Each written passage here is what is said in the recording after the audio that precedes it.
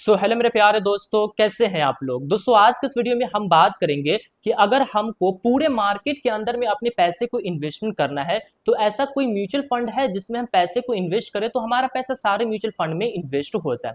अगर है मार्केट में कोई ऐसा म्यूचुअल फंड तो क्या हमें उस म्यूचुअल फंड में पैसा इन्वेस्टमेंट करना चाहिए या नहीं करना चाहिए। अगर हम वैसे म्यूचुअल फंड के अंदर में पैसा इन्वेस्टमेंट करते हैं तो वाकई में हमारा पैसा सारे फंड के अंदर में सारे मार्केट के अंदर में जाएगा या फिर नहीं जाएगा। तो आज के इस वीडियो में मैं आपको पूरी जानकारी देने वाला हूं कि अगर आपको पूरे मार्केट के अंदर में पैसा इन्वेस्टमेंट करना है तो कौन सा म्यूचुअल फंड अच्छा है या फिर उससे आपके लिए कौन सा बेटर ऑप्शन हो सकता है जहां पे इन्वेस्टमेंट करके आप पूरे मार्केट में भी इन्वेस्टमेंट हो जाएंगे और अच्छे रिटर्न्स भी आपको मिलेंगे। तो चलिए बिना देर किए हुए आज के इस वीडियो को हम शुरू करते हैं। वीडियो में आप नए हैं तो हमारे इस चैनल को वारिस ऑफ फाइनेंस को सब्सक्राइब कीजिए फाइनेंस से जुड़े सभी वीडियोस को देखने के लिए। चलिए मैं आपको व्हाइट बोर्ड के माध्यम से यहाँ पे सभी चीज समझाने की कोशिश करता हूँ। मैंने टॉपिक क्लियर लिख दिया है म्यूचुअल फंड, ठीक है, क्योंकि म्यूचुअल फंड का ये टॉपिक है। यहाँ पे हमने लिखा है टोटल मार्केट, क्योंकि हमको पूरे मार्केट के अंदर पैसा इन्वेस्टमेंट करना है तो ऐसा कोई फंड है कि नहीं है। तो दोस्तों इसके लिए एक फंड हमें देखने को मिलता है। यहाँ पे फंड मैंने लिखा है, फंड का नाम हमें देखने को मिलता है Nifty total market index fund, ठीक है। ये जो फंड है अगर आप इस फंड के अंदर में पैसे को इन्वेस्टमेंट करेंगे तो आपका पैसा पूरे मार्केट के अंदर में इन्वेस्टमेंट किया जाएगा। अब पूरा मार्केट कहने का मतलब ये नहीं है कि अगर हमारे हिंदुस्तान में 5,000 से ज्यादा कंपनियां हैं जो कि जिसमें हम ट्रेडिंग कर सकते हैं, जिनके शेयर्स को हम खरीद सकते हैं, तो क्या सारा जगहों पे जाएगा या फिर कम जगहों पे जाएगा। तो यहाँ पे आप समझिए फंड तो आपके पास अवेलेबल है जो कि Nifty total market index fund के नाम से अवेलेबल है। अब देखिए कि इस फंड के अंदर में आपके पैसे को कितने जगहों पे इन्वेस्टमेंट किया जाएगा, ठीक है। देखिए इस फंड के अंदर में आपको देखने को मिल जाएगा large cap, mid cap, small cap और माइक्रो कैप। केवल आपका पैसा इतने जगहों पे ही इन्वेस्टमेंट किया जाएगा, इससे ज्यादा आपका पैसा नहीं इन्वेस्टमेंट किया जाएगा, वरना वो इन्वेस्टमेंट नहीं होगा, कुछ और ही चीज वो बन जाएगा, ठीक है। देखा जाए तो लार्ज कैप के अंदर में हमें 1 से लेकर के 100 रैंकिंग वाले कंपनी देखने को मिलती है, यानी कि 100 कंपनी हमारे लार्ज कैप के अंदर में देखने को मिली। मिड कैप के अंदर में हमें 101 से 250 यानी कि 150 कंपनी, ठीक है, मैं लिख दे रहा हूं ताकि आपको क्लियर है, 100 और यहाँ पे हमें 150, ठीक है। स्मॉल कैप के अंदर में 251 से 500, तो यहाँ पे हमको 250 कंपनी देखने को मिली। और उसके बाद जो आता है माइक्रो कैप, तो यहाँ पे भी हमको 250 कंपनी देखने को मिलती है।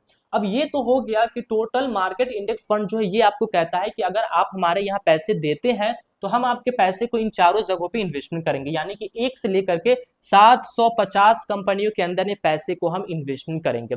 हमको पूरे मार्केट में करना भी है।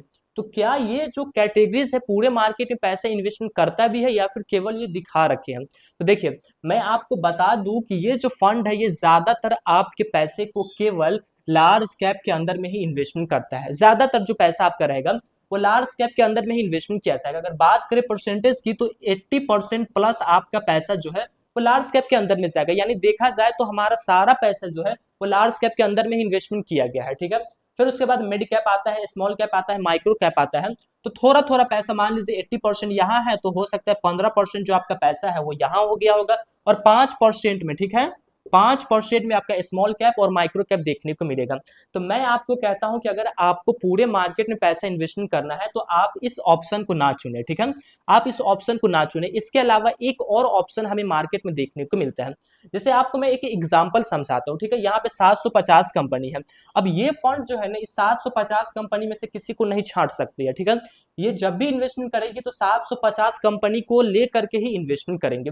लेकिन अगर मैं आपको एक चीज कहूं कि कोई स्कूल है, ठीक है, कोई एक क्लास है, स्कूल के अंदर में एक क्लास है, मान लीजिए कोई 5 क्लास है, जिस 5 क्लास के अंदर में हमको 750 बच्चे देखने को मिलते हैं, तो क्या ये संभावना है कि जो 5वें क्लास के जो 750 बच्चे हैं वो सारे बच्चे अच्छे परफॉर्मेंस करेंगे, यानी कि कोई कोई अच्छा जॉब ले लेगा, कोई अच्छा बिजनेसमैन बन जाएगा, ऐसी कोई इसकी पॉसिबिलिटी है? बिल्कुल नहीं है। वैसे ही यहाँ पे म्यूचुअल फंड है, 750 कंपनी है तो कोई फिक्स नहीं है कि सभी कंपनी अच्छी परफॉर्मेंस करेंगे। हो सकता है उस स्कूल के 750 बच्चे में से काफी सारे बच्चे टॉप करे, काफी सारे बच्चे फर्स्ट डिवीजन लाए, सेकंड डिवीजन लाए, थर्ड डिवीजन लाए और काफी सारे बच्चे जो है वो फेल भी कर जाए। तो ऐसे ऑप्शन में ना आप पूरे क्लास को आप अपना एक टारगेट मान रहे हो तो ये एक अच्छी इन्वेस्टमेंट की तरह नहीं देखा जाता है। लेकिन अगर आप चाहोगे तो आप जा सकते हो, रिटर्न्स भी आपको 15% के आसपास का मिल जाते हैं। लेकिन इससे बेटर ऑप्शन हमें क्या देखने को मिलेगा जिसमें हमारा पैसा पूरे मार्केट में भी जाएगा और अच्छी अच्छी कंपनी के अंदर में भी जाएगा। देखो ये तो एक चीज हो गया कि हम एक दिखावा कर रहे हैं कि हम पूरे मार्केट में पैसा को इन्वेस्टमेंट कर रहे हैं, क्योंकि इन्वेस्टमेंट के पीछे का मकसद होता है कि हमें अच्छे रिटर्न्स मिले, हमें पैसा बने, ठीक है। तो इससे जो मैं आपको ऑप्शन बताने वाला हूँ वो आपका ऑप्शन जो बेटर ऑप्शन होने वाला है। देखिए जैसा कि हमने स्कूल का एग्जाम्पल लिया है, तो 750 बच्चे उस स्कूल में थे, ठीक है, उस क्लास के अंदर में थे। तो हम नहीं जानते हैं कि 750 बच्चे कैसे हैं पढ़ने में, लेकिन उस स्कूल का जो टीचर है, ठीक है, उस स्कूल का जो टीचर है वो जानता है कि कौन सा बच्चा पढ़ने में कैसा है, ठीक है, कौन सा बच्चा टॉप करेगा, कौन सा बच्चा फर्स्ट डिवीजन लाएगा और कौन सा बच्चा फेल करेगा, टीचर को पता है। वैसे ही म्यूचुअल फंड का टीचर कौन है, वो है फंड मैनेजर। तो यहाँ पे हम ना फंड मैनेजर की थोड़ी सी मदद लेंगे, और वो मदद करने का कुछ हमसे फीस लेता है, लेकिन उसका ज्यादा इफेक्ट हमारे फंड के ऊपर, हमारे पैसे के ऊपर नहीं पड़ता है। तो अगर हम फंड मैनेजर के मुताबिक पैसे को इन्वेस्टमेंट करते हैं तो काफी अच्छा हो सकता है। जैसे देखिए फंड मैनेजर आपके पैसे को क्या करेगा, ठीक है, मैं यहाँ पे लिख दे रहा हूँ फंड मैनेजर। आपको ना क्या करना है कि आपको पता है कि पूरे मार्केट में पैसा जा रहा है, तो 4 जगहों पे पैसा जा रहा है। अब आपको ना चारों चीजों को सिलेक्ट कर लेना है। जैसे कि लार्ज कैप हो गया है, तो आपको ना एक फंड ले लेना है लार्ज कैप का, ठीक है, एक फंड आपको लार्ज कैप का अलग से, जो कि लार्ज कैप का ही पर्सनल फंड हो, ठीक है।